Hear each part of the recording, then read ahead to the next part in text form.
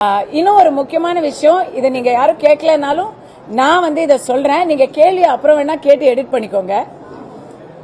இளையராஜா அவர்களை பற்றிய சர்ச்சை. இளையராஜா என்பவர் ஒரு இசை கடவுள். கடவுளுக்கு கோயிலுக்கு போகணுங்கிற அவசியமே இல்லை. இளையராஜா அவர்கள் எங்க போனாலும் அதுவே அவரே ஒரு கடவுள், ஒரு கோயில் தான்.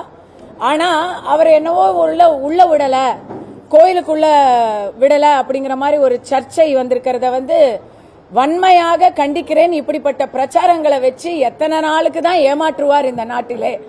ஏன்னா கருவறைக்குள்ள எந்த ஜாதியுமே போக முடியாது.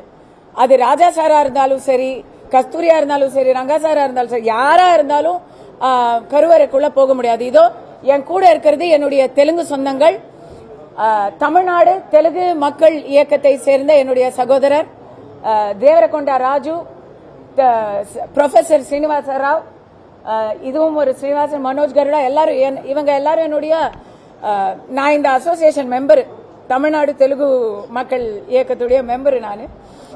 அவங்க யாரு நினைச்சாலும் கருவறைக்குள்ள போக முடியாதுங்க. அது எந்த ஜாதியா இருந்தாலும் சரி, பிராமின்ஸா இருந்தாலும் சரி, கருவறைக்குள்ள போக முடியாது. கருவறைக்குள்ள அர்ச்சகர்கள் மட்டும்தான் போக முடியும். தமிழ்நாட்டை பொறுத்த வரைக்கும் அனைத்து ஜாதியினரும் அர்ச்சகர் ஆகலாம். அப்போ அர்ச்சகர்கள் எந்த ஜாதியா இருந்தாலும் போக முடியும். இவ்வளவுதான் மேட்டர். இத திரிச்சு பிரிச்சு பேசுற இந்த வன்ம போக்க கண்டிச்சு தான் நவம்பர் 3ஆம் தேதி கஸ்தூரி பேசினா. அதே தான் திருப்பியும் பேசுறான்.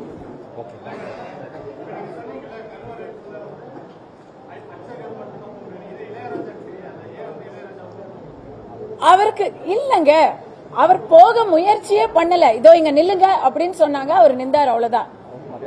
அவருக்கு மரியாதை பண்ணணும், இந்த இடத்துல நில்லுங்கன்னு சொல்றாங்க, அங்க அவர் நிக்கிறாரு. இவ்வளவுதான் நடந்தது.